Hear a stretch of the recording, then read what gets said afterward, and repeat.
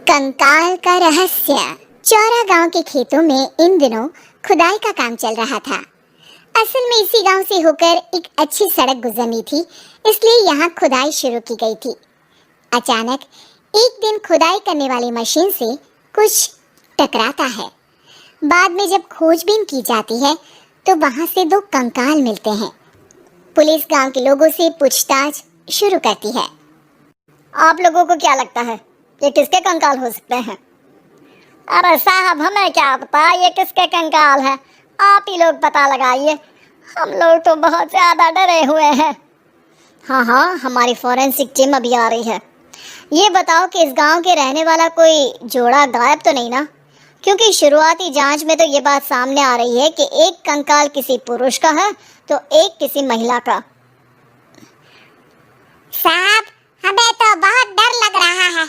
ऐसे कंकाल मिलने का मतलब गांव के आसपास ही किसी की हत्या हुई है या फिर किसी को जलाकर मार डाला गया है। हाँ साहब, हम अपने परिवार को लेकर बहुत ही ज्यादा परेशान हैं। देखिए, आप लोगों की परेशानी हम समझ सकते हैं, लेकिन आप लोगों को पुलिस का सहयोग करना होगा, क्योंकि आपके सहयोग के बगैर हम ये पता नहीं लगा सकते हैं कि आखिर ये किसके कंकाल है और इनकी हत्या किसने की। ठीक है साहब, गांव के लोग आपका पूरा सहयोग करेंगे। हाँ साहब, पूरा सहयोग करेंगे। तो फिर ठीक है, हम अपनी जांच शुरू कर देते हैं। कुछ दिन बाद जांच रिपोर्ट आ जाती है।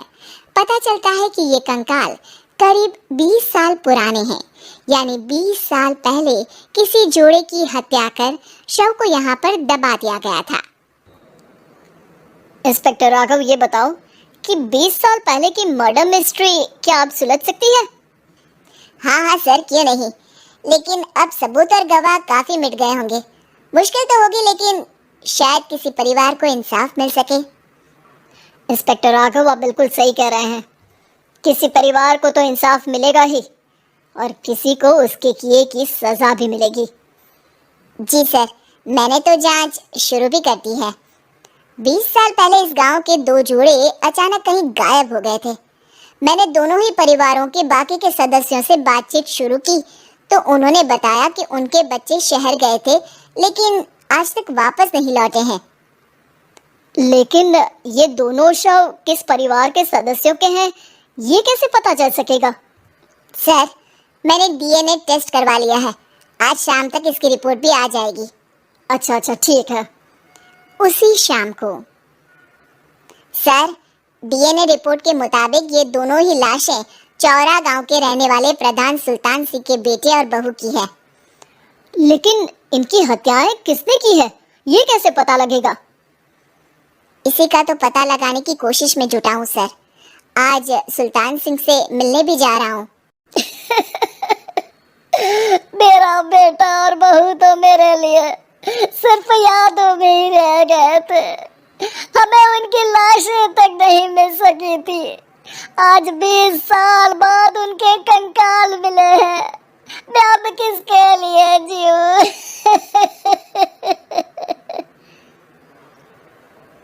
लेकिन सर, क्या आपकी किसी से कोई दुश्मनी थी? अपने बेटे बहू की हत्या के लिए आप किसे जिम्मेदार मान रहे हैं? अब मैं किसका नाम बोलूं? मेरी तो किसी से दुश्मनी नहीं थी, बस मेरे बेटे बहू को कोई वापस ला पाता।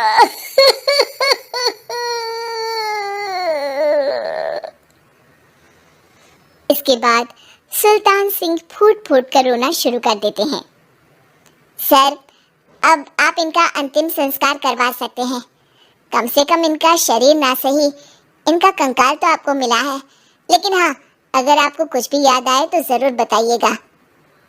मेरी तो बेटा अब उम्र हो गई है, लेकिन मेरे बेटे और बहू के हत्यारों का जरूर पता लगाइएगा, क्योंकि जब तक हत्यारे पकड़े नहीं जाएंगे मेरा मन नहीं मानेगा।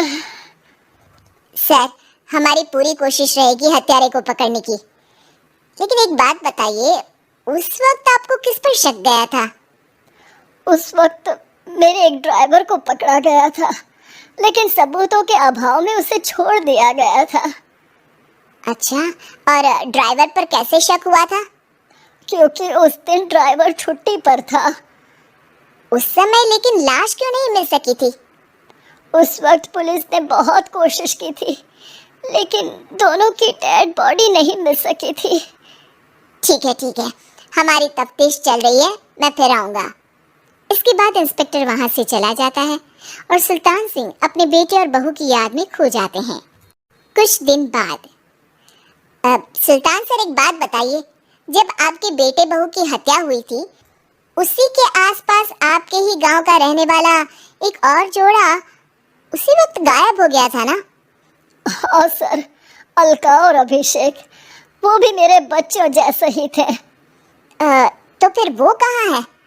उनका भी आज तक पता नहीं चल सका, लेकिन बताते हैं कि कुछ साल पहले अभिषेक को गांव के ही किसी आदमी ने मुंबई में देखा था, लेकिन फिर वो गायब हो गया। यानी अभिषेक और अलका की हत्या नहीं हुई थी, बल्कि उन्होंने किसी वजह से खुद ही गांव छोड़ दिया था। हाँ, हो सकता है, क्योंकि अभिषेक मेरे बेटे संतोष का अच्छा दोस्त था और उसका मेरे घर भी आना जाना लगा रहता था। हो सकता है कि उसने मेरे बेटे और बहू के बारे में सुन लिया हो और ये गांव छोड़ दिया हो सकता है।